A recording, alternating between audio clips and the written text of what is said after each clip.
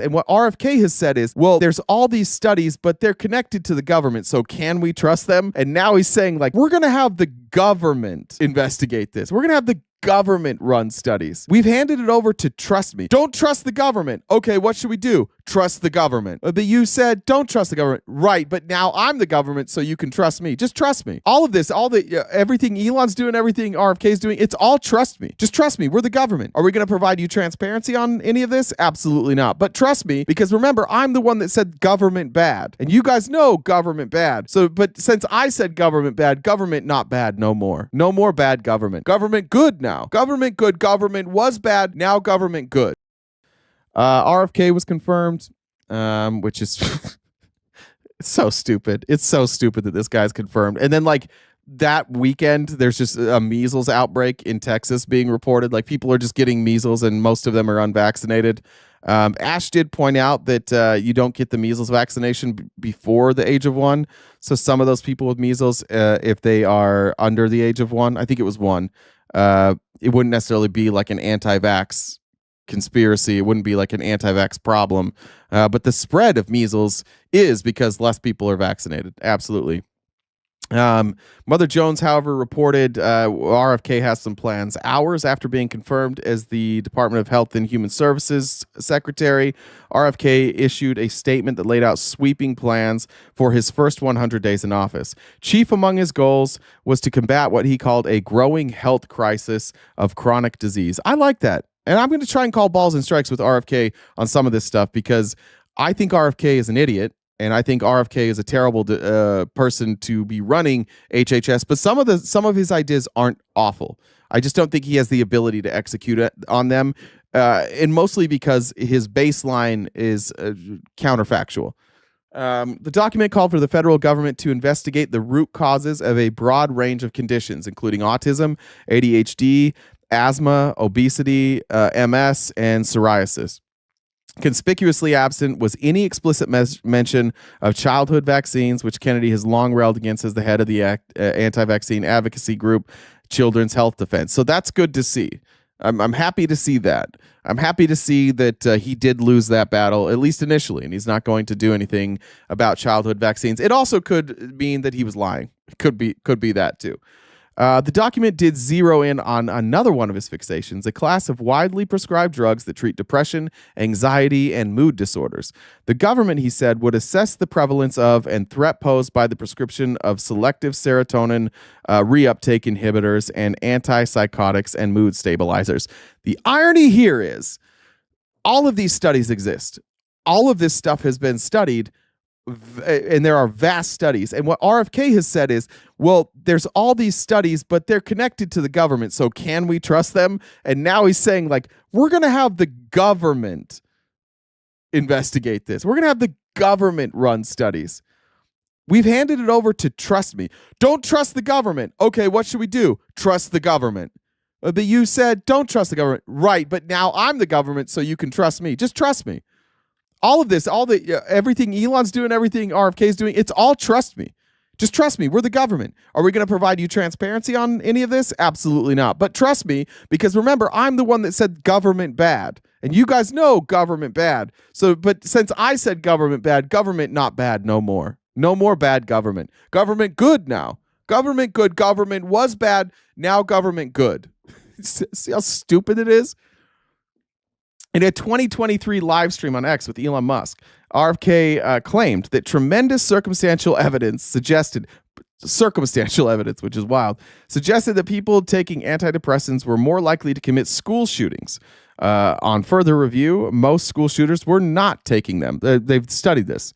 Most of the people that participated in school shootings were not on antidepressants. In fact, some of them had gone off of their medication and were not on their medication at the time, and they became more violent.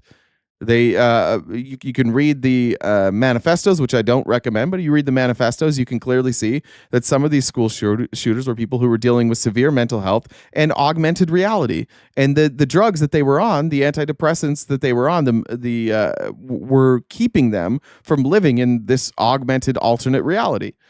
Kennedy has also called people who take SSRIs addicts, which is ironic coming from a heroin addict and then obviously a nicotine addict and what's the shit he's taking, methylene blue addict.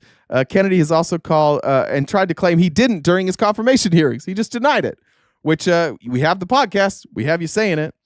When government researchers follow Kennedy's orders to study SSRIs, they'll find reams of research, including long-term studies, that have found that the drugs are safe and non-addictive. That's good news for the 13% of American adults who use SSRIs to treat depression and anxiety. You know what's interesting is that they always are like, 13% of American adults are on SSRIs. There's a problem in America. Yeah, there's a problem in America. The problem in America is that culturally, it's stigmatized if you have anxiety and depression. 2, you look out the window and we're the only country with school shootings happening all the fucking time. We're the only country where you might have to choose, like, should I get on SSRIs or should I live in a world of anxiety and depression?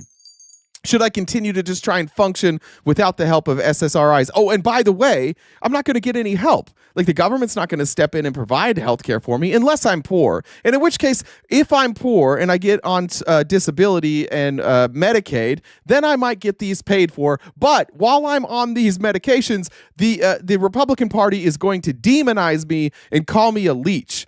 And they're going to call me a parasite, which is exactly what Elon Musk did earlier this week. He called people who were receiving government assistance parasites. Do you see the problem we have here? We stigmatize the shit out of this. Then we don't provide any assistance. We don't provide them the ability. We don't provide people with the ability to choose. Like, if your choice is live with depression and anxiety and try and work, you're not going to be able to work. So you get on those medications. Right? But maybe you can't afford those medications. Maybe your work doesn't provide, maybe you work at Walmart and they don't provide you any help with this. You can't afford to both pay your part of the insurance and your copays and deductibles and live. You can't have a house. So you're like, all right, well, should I keep living or working at Walmart and be homeless so that I can afford these drugs? Or because it's a legitimate disability, maybe I stop working at Walmart and at least my drugs are covered. Like, we put people in impossible situations all the time where they have to choose between, like, do I want to be viewed by society as a parasite but be able to live, or do I want to be homeless and work at Walmart and people will be like, look at this person, they're still trying and not have a home. It's insanity. It's insanity the way that we try, like, the solution for all of these from Republicans. The solution for Republicans is always like, we have 13% of American adults who use SSRIs. That means that there's a significant portion of people who aren't diagnosed because they have no access. What should we do to fix this? Republican. I have an idea. Yes, Republican from Kansas. What is your idea? What if we gave billionaires more money? Hear me out. What if we cut their taxes? How would that not fix it? How would that not make things better for all these people who are struggling with depression and anxiety? We'll tell them. Hey, great news. Billionaires have more money. And they'll be like, oh, good. I'm not depressed anymore. I no longer have anxiety because billionaires have more money. Last July, on a podcast, Kennedy said he planned to dedicate money generated from sales tax on cannabis products to creating wellness farms. Here's where we need to call balls and strikes, okay? I don't hate this idea because other countries have done it. I hate the idea of Republicans running it because I don't think Republicans will run it effectively. These would be drug rehabilitation farms in rural areas all over the country. He added, I'm going to create these wellness farms where they can go get off illegal drugs, off of opiates, but also illegal drugs, I think that meant say legal, and other psychiatric drugs if they want to get off SSRIs, to get off benzos, to get off Adderall, and to spend as much time as they need, 3 or 4 years if they need it, to learn to get reparented, to reconnect with communities. The farm residents would grow their own organic food because he suggested many of the underlying problems could be food related. I don't hate that. I actually think that's kind of a lovely idea, but Republicans won't fund it. That's for goddamn sure. And I think this would have, it would more likely turn into a like what drug rehab is now, which is a bunch of people taking advantage of government subsidies. And then the Republicans would be like, we need to privatize these things. And then you would have some private owner own a farm where people come for rehab, but he would want to milk the profit out of all of that. And so the people would suffer. They wouldn't get the help that they need. They would, in fact, if they stay there longer, it helps them because they're going to get more money. They'll probably start selling that organic produce, and they'll be like, while the people are here growing their organic produce, let's also teach them about capitalism. And then they'll like open up a store where these people will sell the organic produce, and all the revenue will go to the owner. They'll fuck it up. Republicans shouldn't be in charge of this. If we're going to do this, it should be government funded, and it should not be privatized. And it should be a place where you don't have government interference, but you have health professionals, and you have people there with one goal and one goal only: to help people recover from drug addiction and prepare them to re-enter life with as many tools as possible. Perhaps that means expunging their record from drug charges, and letting them re-enter the world with real promise. And nobody needs to make money off that. No private industry needs to make money off that. I don't need a Bill Schrader down the road here making $10 million off of his recovery farm. We've seen how this works. We've seen it with children with behavioral issues. We've seen it with drug rehab. We've seen this done over and over and over again. Never works. Never works, because Republicans will try and privatize it. So I like the idea. I think that's a good idea. I don't like the idea of it being in Republican hands.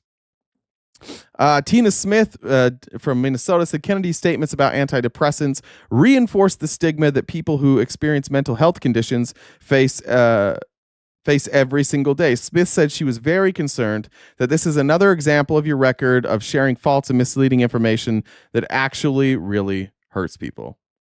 So there we go. RFK is such a bizarre figure for the MAGA movement, because so much of what he says doesn't align with what the everyday MAGA politician agrees with. Like they're not going to fund any of this shit.